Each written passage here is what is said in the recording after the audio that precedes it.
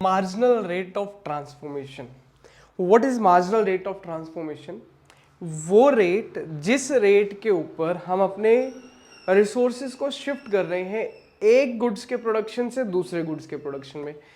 मतलब कि अगर हमें गुड एक्स के प्रोडक्शन को बढ़ाना है, मतलब कि फूड के प्रोडक्शन को इंक्रीज करना है, तो ऑब्वियसली मुझे क्लॉथ के प्रोडक्शन को क्या करना पड़ेगा? सेक्रीफाइस करना पड़ेगा। अब जिस रेट से मैं क्लॉथ को सेक्रीफाइस करूंगा for every additional unit of good X, यानी कि ये हमारा एक्स एक्सिस है, ये Y axis good X food जिसे उसने बोला है, हम वीट पढ़ रहे थे इससे पहले। तो फूड का प्रोडक्शन बढ़ाना है तो मुझे क्लॉथ का प्रोडक्शन क्या करना पड़ेगा? सेक्रीफाइस करना पड़ेगा। किस रेट से मैं सेक्रीफाइस कर रहा हूं गुड एक्स को के प्रोडक्शन को बढ़ाने के लिए, उस रेट को बोलते हैं मार्जिनल रेट ऑफ ट्रांसफॉर्मेशन।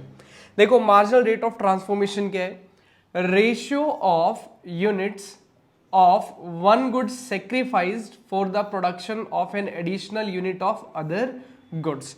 यानी कि अगर इस केस में मैं बात करूं, फूड की एक यूनिट एक्स्ट्रा प्रोड्यूस करने के लिए मैं कितने यूनिट्स को क्लॉथ को सेक्रीफाइस कर रहा हूं, उसके रेशियो को क्या बोलेंगे हम? Marginal rate of transformation. तो it is a rate at which we are sacrificing good Y for an additional unit of good x.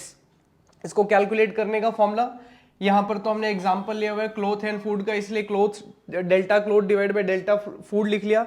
Otherwise हम क्या लिखेंगे इसको? हम लिखेंगे इसको loss of good Y upon gain of good X. X को कितना गेन कर रहे हैं और वाई को कितना सेक्रीफाइस कर रहे हैं। Sacrifice of Y divide by gain of good X is called marginal rate of transformation. For example ये देखो, हमने ये पिछले टेबल लिया यहां पर 15 यूनिट्स ऑफ क्लॉथ, फूड का 0।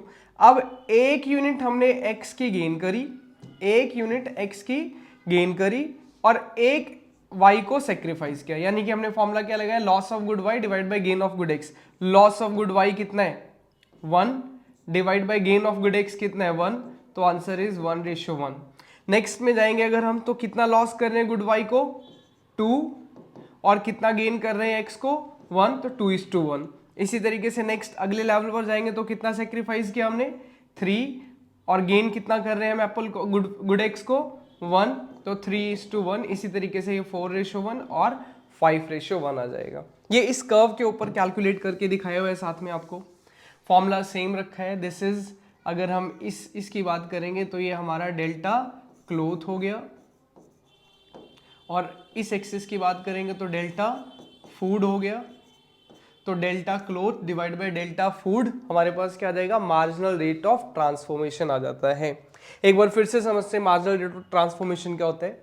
मार्जिनल रेट ऑफ ट्रांसफॉर्मेशन वो रेट होता है जिस रेट से हम एक गुड को सेक्रीफाइस कर रहे हैं for additional unit of good other, यानी कि गुड एक्स। यानी कि गुड वाई को तो मैं सेक्रीफाइस कर रहा हूं और गुड एक्स को मैं गेन कर रहा हूं। जिस रेशियो में ये सेक्रीफाइस और गेन हो रहा है उस रेशियो को ही हम बोलते हैं marginal rate of transformation. Okay, next topic.